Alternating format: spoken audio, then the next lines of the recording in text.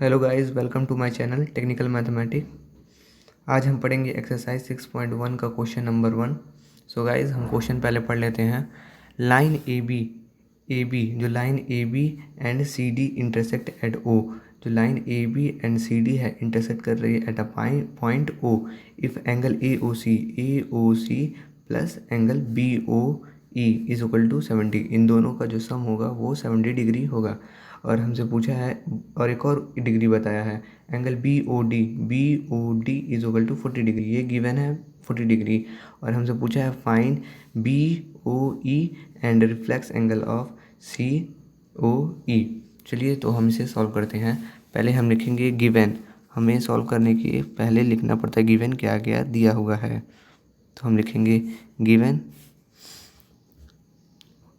Angle A O C plus angle B O E is equal to 70 degree, ये हमें given है। और angle B O D is equal to 40 degree भी हमें given है। और हमें पूछा क्या है, angle B O E find करना है हमें बी ओ ई फाइंड करना है। और reflex of angle C O ई, हमें reflex angle of C O ई भी फाइंड करनी है। इसके बाद हम लिखेंगे हियर, ये स्टेप होता है, आप लोग स्टेप अच्छे से लिखेंगे तो आप लोग को मार्क्स अच्छे से मिलेगा। तो मैं भी स्टेप से ही लिख रहा हूँ ताकि आप लोग को ऐसे ही समझ में आए। तो हमें इसकी वैल्यू पता है, इसकी वैल्यू पता है और इसकी वैल्यू, इन दोनों की वैल्यू जो है सम है, इन दोनों का सम जो है वो 70 डिग्री के इक्वल है। और हमें फाइंड करना है इसकी वैल्यू। तो हम लिखेंगे angle A O C plus angle B O E plus angle C O E is equal to 180 degree. तो 180 डिग्री हो गया, लेकिन क्यों हुआ इसका भी रीज़न देना पड़ेगा। तो ये क्या कर रहा है, स्ट्रेट एंगल फॉर्म कर रहा है, तो लिख देंगे हम स्ट्रेट एंगल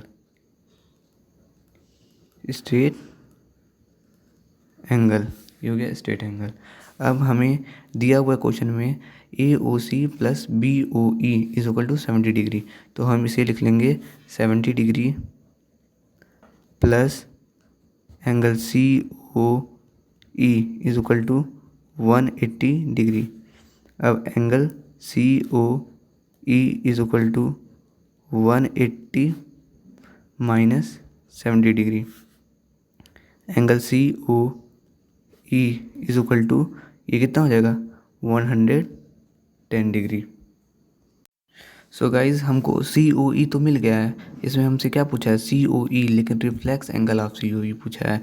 तो सी ओ ई हमें मिल गया है और रिफ्लेक्स एंगल हमें पता करना है। तो पहले हम इसकी और इसकी वैल्यू, पूरी की वैल्यू निकाल लेंगे। तो हमें दिया हुआ है, हम लिख सकते हैं इसको angle D O B is equal to angle A O C, कैसे होगा, वर्टिकली अपोजिट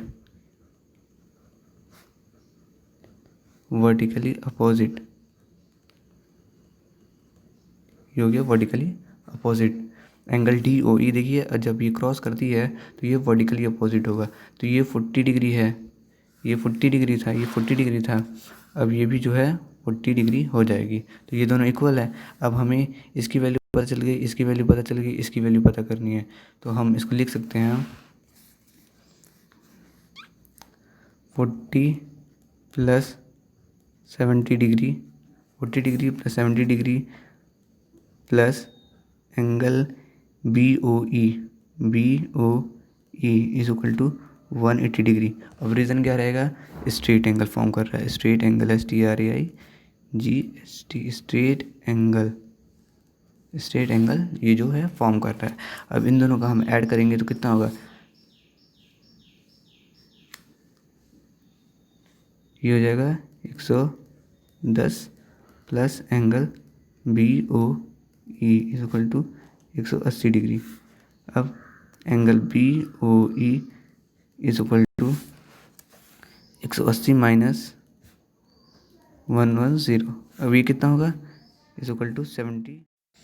सो गाइज हमें वैल्यू निकाली है EOB की, तो हम लिखेंगे angle AOC plus angle COE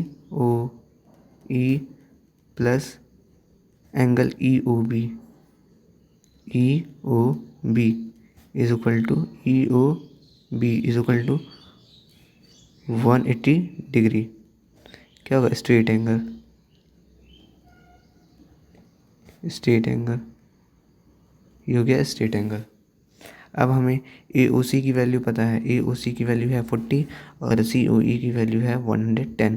तो इन दोनों का हम लोग सम करेंगे तो कितना होगा? 110 प्लस 40 तो 150, तो 150 डिग्री प्लस एंगल EOB हमें पता करनी है इज इक्वल टू 180 डिग्री। अब angle EOB is equal to 180 minus 150, तो ये कितना हो जाएगा? 30 डिग्री। तो हमें वैल्यू पता चल गई, EOB की वैल्यू पता चल गई। और हमें पूछा है रिफ्लेक्स एंगल ऑफ COE की रिफ्लेक्स एंगल पता है, तो हमें पता है कि angle COE is equal to कितना दिया है? 110 दिया है, 110। और हमें रिफ्लेक्स एंगल निकालने के लिए क्या करना पड़ता है? जो इसका बाहरी जितना भी एरिया रहता है उसको माइनस कर देते हैं। रिफ्लेक्स एंगल मतलब सिंपली आप लोग जान लीजिए 360 से जितना वैल्यू अंदर होगी उसको माइनस कर देंगे। So angle COE is equal to 360 minus 110, तो ये हो जाएगा कितना होगा? 005 और ये 250 डिग्री। ये हो गया आंसर। तो हमें इस एंगल COE की वैल्यू मिल गई। और किसकी वैल्यू हमें चाहिए थी? BOE की वैल्यू 30 आ गई। और so guys I hope you clear all this doubt.